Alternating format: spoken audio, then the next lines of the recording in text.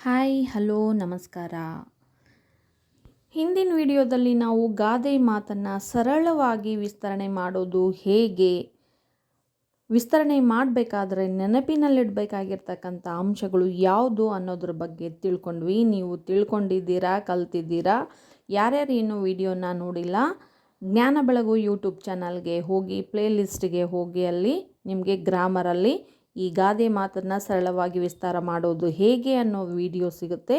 ವಿಡಿಯೋವನ್ನು ನೋಡಿ. ಹಾಗೆ ಇನ್ನೂ ನನ್ನ ಚಾನಲನ್ನು ಸಬ್ಸ್ಕ್ರೈಬ್ ಮಾಡದೇ ಇರೋರಿದ್ದರೆ ದಯವಿಟ್ಟು ಸಬ್ಸ್ಕ್ರೈಬ್ ಮಾಡಿ ಅಂತ ಹೇಳ್ತಾ, ಕೈ ಕೆಸರಾದರೆ ಬಾಯಿ ಮೊಸರು, ಇದು ಒಂದು ಗಾದೆ ಮಾತು. ಇದನ್ನು ವಿಸ್ತಾರ ಮಾಡೋದು ಹೇಗೆ?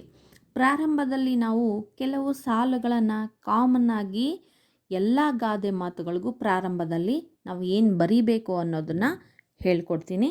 ನೀವು ಯಾವುದೇ ಗಾದೆ ಮಾತನ್ನು ವಿಸ್ತರಣೆ ಮಾಡುವಂಥ ಸಂದರ್ಭದಲ್ಲಿ ಸ್ಟಾರ್ಟಿಂಗ್ ಅದನ್ನು ಬರೆದು ನೆಕ್ಸ್ಟ್ ಏನು ಮಾಡಿ ವಿವರಣೆ ಕೊಡಿ. ಕೈ ಕೆಸರಾದರೆ ಬಾಯಿ ಮೊಸರು, ವೇದ ಸುಳ್ಳಾದರೂ ಗಾದೆ ಸುಳ್ಳಾಗದು ಎಂಬ ಮಾತಿನಂತೆ ಗಾದೆಗಳು ಅನುಭವದ ಮಾತುಗಳಾಗಿವೆ. ಆಕಾರದಲ್ಲಿ ವಾಮನನಂತಿದ್ದರೂ ಅರ್ಥದಲ್ಲಿ ತ್ರಿವಿಕ್ರಮನಂತಿವೆ.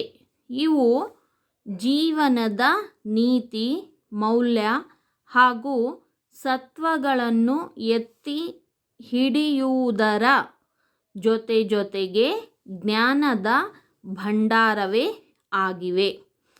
ಇಲ್ಲಿಂದ ಇಲ್ಲಿವರೆಗೆ ಇದು ನೀವು ಯಾವುದೇ ಗಾದೆ ಮಾತನ್ನು ವಿಸ್ತಾರ ಮಾಡುವಾಗ ಬಳಸುವಂತಹ ಕಾಮನ್ ಲೈನ್ಸ್ ಆಗಿದ್ದವು. ಸ್ಟಾರ್ಟಿಂಗಲ್ಲಿ ಇದನ್ನು ನೀವು ಯಾವುದೇ ಗಾದೆ ಮಾತನ್ನು ವಿಸ್ತರಿಸುವಂಥ ಸಂದರ್ಭದಲ್ಲಿ ಬಳಸಬಹುದು. ಇದೊಂದು ಅರ್ಥಪೂರ್ಣವಾದ, ಎಲ್ಲರಿಗೂ ಅನ್ವಯಿಸುವ ಗಾದೆ ಮಾತು.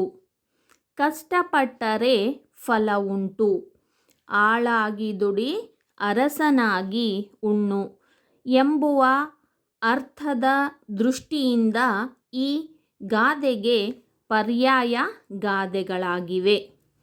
ಬದುಕು ಸಾರ್ಥಕವಾಗುವುದು ದುಡಿಮೆಯಿಂದ. ದುಡಿಮೆಯಲ್ಲಿ ಮೇಲು ಕೀಳು ಎಂಬುದಿಲ್ಲ. ಶ್ರದ್ಧೆಯಿಂದ, ಪರಿಶ್ರಮದಿಂದ ದುಡಿಮೆ ಮಾಡಿದಾಗ ಅದು ನಮಗೆ ಉತ್ತಮ ಫಲವನ್ನು ಕೊಡುತ್ತದೆ, ನಮ್ಮನ್ನು ಸ್ವಾವಲಂಬಿಗಳನ್ನಾಗಿ ಮಾಡುತ್ತದೆ. ಬದುಕಿನ ಕಷ್ಟ ನಷ್ಟಗಳನ್ನು ನಮ್ಮ ಅರಿವಿಗೆ ತಂದು ನಮ್ಮನ್ನು ದೈಹಿಕವಾಗಿಯೂ ಮಾನಸಿಕವಾಗಿಯೂ ಸದೃಢರನ್ನಾಗಿ ಮಾಡುತ್ತದೆ. ಈ ಗಾದೆಯು ವ್ಯಕ್ತಿ ಮತ್ತು ದೇಶದ ಅಭಿವೃದ್ಧಿಯ ಕೀಲಿಕೈಯಾಗಿದೆ. ಶ್ರಮಪಟ್ಟು ದುಡಿಯೋಣ, ಖುಷಿಯಾಗಿ ಬಾಳೋಣ. ಮತ್ತೊಂದು ಗಾದೆ ಮಾತು, ಅತಿ ಆಸೆ ಗತಿಗೇಡು. ಇದನ್ನು ವಿಸ್ತರಣೆ ಮಾಡೋಣ. ಅತಿ ಆಸೆ ಗತಿಗೇಡು, ವೇದ ಸುಳ್ಳಾದರೂ ಗಾದೆ ಸುಳ್ಳಾಗದು ಎಂಬ ಮಾತಿನಂತೆ ಗಾದೆಗಳು ಅನುಭವದ ಮಾತುಗಳಾಗಿವೆ.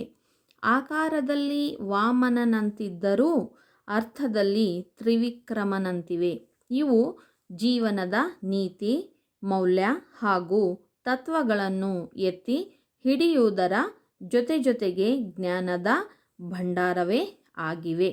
ಇದು ಕಾಮನ್ ಆಗಿ ಎಲ್ಲ ಗಾದೆಗಳಿಗೂ ಬರೆಯುವಂತಹ ಲೈನ್ಸ್, ಪ್ಯಾರಾಗ್ರಾಫ್. ನೆಕ್ಸ್ಟ್ ಪ್ಯಾರಾಗ್ರಾಫ್ ಮಾಡಿ ಕಂಟಿನ್ಯೂ. ಇದೊಂದು ಜನಪ್ರಿಯವಾದ, ಅರ್ಥಪೂರ್ಣವಾಗಿರುವ ಗಾದೆಯಾಗಿದೆ. ಮನುಷ್ಯನಿಗೆ ಆಸೆ ಇರಬೇಕು. ಆಸೆ ಇಲ್ಲದಿದ್ದರೆ ಸಂತೋಷವೂ ಇಲ್ಲ, ಸಾಧನೆಯೂ ಇಲ್ಲ. ಆದರೆ ಆಸೆ ನಮ್ಮ ಸಾಮರ್ಥ್ಯದ ಮಿತಿಯೊಳಗಿರಬೇಕು. ಇಲ್ಲಿ ಇನ್ನೊಂದು ಗಾದೆ ಮಾತನ್ನು ಸೇರಿಸ್ಕೊಳ್ಳಿ. ಹಾಸಿಗೆ ಇದ್ದಷ್ಟು ಕಾಲು ಚಾಚು ಎಂಬ ಗಾದೆಯಂತೆ ಮಿತಿಮೀರಿದ ಆಸೆ ದುಃಖವನ್ನು, ನಷ್ಟವನ್ನು ಉಂಟು ಮಾಡುತ್ತದೆ. ಬದುಕಿನಲ್ಲಿ ನಮ್ಮನ್ನು ನಿರಾಶಾವಾದಿಗಳನ್ನಾಗಿ ಮಾಡಿ ಬಿಡುತ್ತದೆ. ಅತಿ ಎಂಬುದು ಎಲ್ಲಿಯೂ ಒಳ್ಳೆಯದಲ್ಲ.